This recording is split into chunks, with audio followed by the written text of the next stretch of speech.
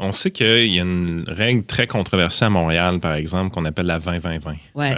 Où est-ce que 20% d'un édifice qui est bâti doit être un logement social, 20% commercial. En tout cas, quand même assez rigide. Et si on ne se conforme pas, il y a des amendes assez virulentes. Et la plupart des constructeurs sur l'île de Montréal choisissent de payer l'amende plutôt que de se conformer à la règle. Est-ce que c'est vers des règles rigides comme ça que vous voulez aller ou c'est sur quelque chose un peu plus libéral, je dirais, ou est-ce que on veut donner plus de flexibilité aux constructeurs pour faire d'autres choses?